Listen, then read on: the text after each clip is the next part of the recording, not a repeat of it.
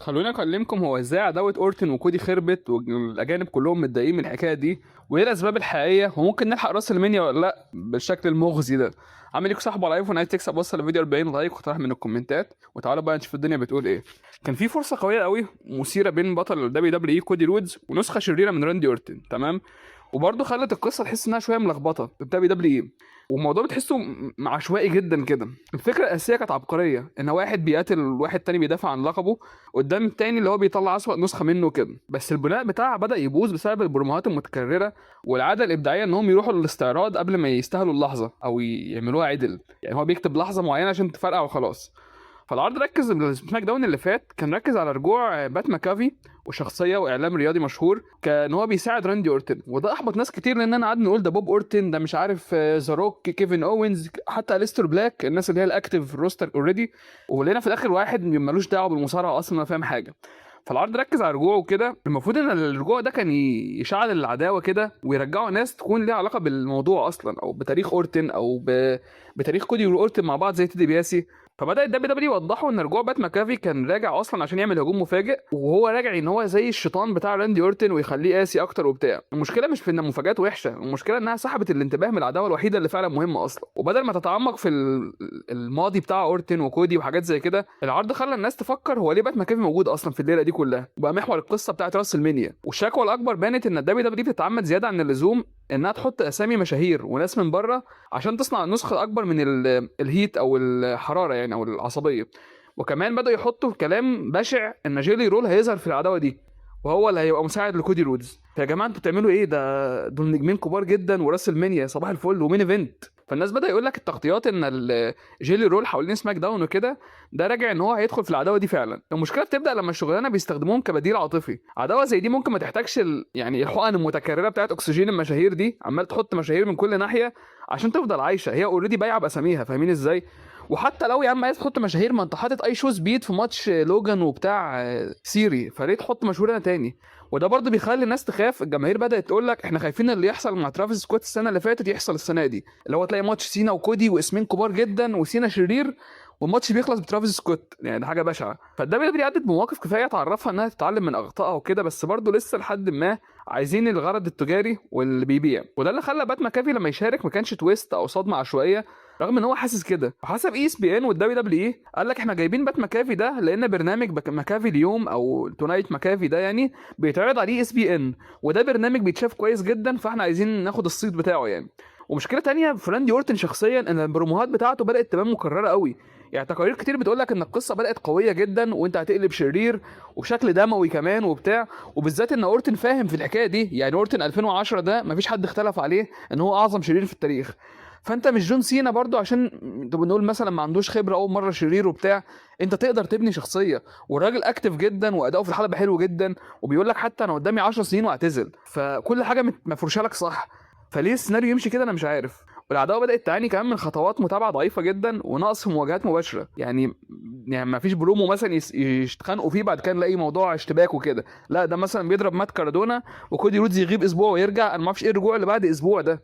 يعني تريبل اتش بدا يتكتر في موضوع الرجوع ده كتير قوي، العودات. وحاجه تانية ضايقت المشاهدين ان الدبليو دبليو كان عندها قصه سهله وجاهزه اللي هي الليجاسي. التاريخ المشترك بين كودي واورتن وكده كان ممكن يبقى احسن قصه تتقال، ونقعد نسترجع حاجات بقى من الماضي. بالذات يا جماعه ان كودي رودز لما ساب الشركه 2014 كان اخر واحد لعبه اورتن، كان وقتها اورتن محمي من الاثوريتي وكده. وبعد كده اورتن حتى كتب على تويتر قال لك الواد كودي رودز ده رغم انه اتطرد النهارده بس الواد ده هيبقى مشروع نجم قدام. ولما كودي خد بطوله الدبليو دبليو في راس المنيا 40 قال لك عمل ريتويت وقال لك انا قلت لكم على فكره الراجل ده هيبقى نجم. ففي مليون هيستوري بينهم، وده يخلي الفايت او القتال يعيش لمده طويله.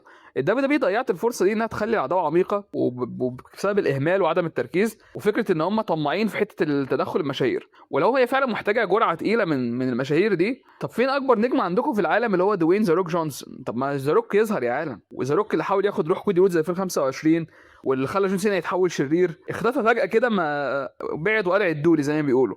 فليه ما يبقاش هو اللي بيساعد راندي اورتن؟ وبعدين يا عم ذا روك جدول مش متعب قوي كده، انت هتروح يعني عرض سماك داون وهتظهر في راس المنيا 5 دقايق، الموضوع مش اوفر قوي كده يعني عشان تحسسنا انك بتخترع الذره او بتخصب اليورانيوم. بس دي قصه تانية خالص. طب انا مش عارف، في سماك داون بتاعت بات ماكافي دي من اسوأ سماك داون في السنه، طبعا مليون في الميه. وكمان سماك داون الاخيره برضو كان في تدخلات اوفر كده سيئه. طب احنا ازاي ننقذ الليله دي بدل ما نقعد ننفخ في النار كده وخلاص؟ بصوا يا جماعه، الحل الوحيد ان احنا نعمل حاجه واحده بس. يا اما كيفن اوينز يرجع، وده شرير قوي جدا وكان عامل مع كودي رودز، هو اللي نط اصلا فترته بالبطوله الميته.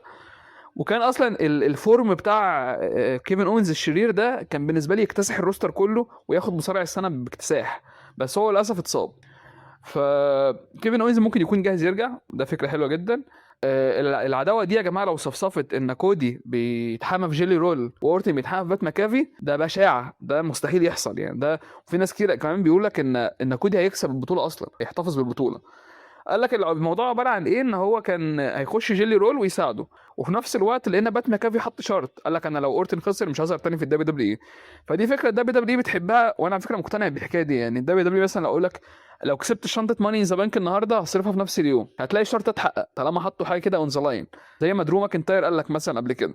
وبرده لما كان في راس المنيا 40 قال لك لو التاج تيم كسب اول ليله الماتش يبقى بقوانين البلاد لاين، فبتلاقي الشرط ده هو اللي بيتحقق فعلا طالما حطوا حاجه كده ايه انها يعني احتماليه حدوثها موجوده او لا. فانا مقتنع الموضوع ده بصراحه. احنا بنتحرك من سيء لاسوء. ماشي دخل جيري رول ودخل بات ماكافي، بس لازم نجم ثالث يظهر في الليله دي يحسمها، سواء يا عم يكسب كودي رودز او يكسب اورتن، انا ما عنديش مشكله في الاثنين، بس بالطريقه دي الموضوع بقى لا يطاق يعني. وبالذات كودي رودز لو كسب هنعمل بيه ايه تاني؟ ما خلاص يعني اورتن ياخد دفعته شويه.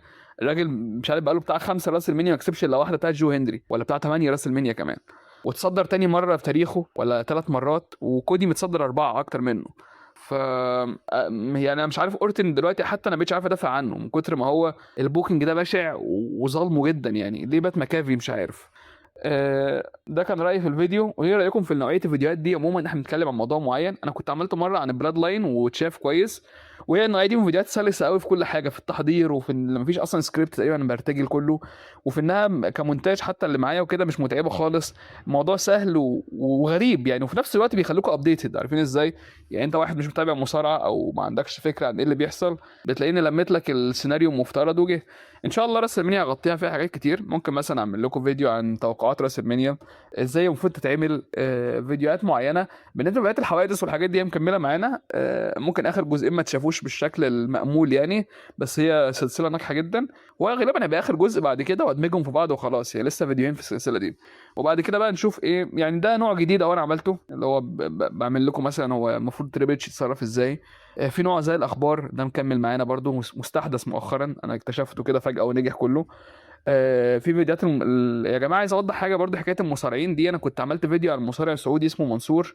في واحد قال لي انا كاتب الفيديو هو فخر السعوديه العار مثلا، فواحد قال لي هو السعوديين من امتى كان؟ لا يا جماعه الكلام ده غلط، يعني الناس دول اخواتنا، وانا اعرف ناس سعوديين ناس جميله جدا. وفي برضه حد من السعوديه شخصيا يقول لي مين قال لك ده فخر العرب، احنا عندنا ناس احسن يا عم، فوق راسي وكل حاجه، ما قلتش حاجه، بس انا بتكلم ده عنوان يشد وخلاص. واكيد انت كبلد او كواحد، انا لو واحد يا عم مصري بلاش السعوديه، لو في واحد من مصر راح ينضم للدبليو دبليو هفتخر بيه طبعا كحد بيسمع في بلدي وكده. بس وبعدين انا قلت في الفيديو على فكره، انت لو كنت كملته للاخر كنت هتلاقيني بقول منصور ده راجل مثقف وجيمر وتابع انمي وعنده كذا اطلاع وبيتكلم لغات، فهو الجيمك ده ظلمه وده مش شخصيته الحقيقيه. بس وبعدين وضحت حتى في نفس الفيديو ان كان في مصارع اسمه محمد حسان دخلوه ان هو زوفيلي وارهابي وبتاع، وبعد كده اتطرد بسبب ان هو عربي وكده، والراجل اصلا ايطالي ملوش دعوه بالعرب، ده لابس شخصيه معينه، ولحد النهارده هو متبند من كل الاتحادات. فيا جماعه انا مش متحامل على اي بلد، كلنا اخوات في العرب ويونت واحده. انا والله ما بيجيليش دعم صفر من السعوديه، عشان ما حدش يقول لي انت عايز تكسب الناس ويدعموك، لا خالص بالعكس. بس هو الفكره يعني بنعطي كل ذي حق حقه يعني، فاهمين ازاي؟ والناس دي سمعتها حلوه جدا وعارفين يسوقوا لنفسهم، وعاملين مهرجانات كبيره جدا من كل العالم وكل المشاهير مجمع عليهم، سواء اتفقت او اختلفت. اشوفكم في حلقه جديده، اوصلوا في فيديو 40 لايك، ومع السلامه.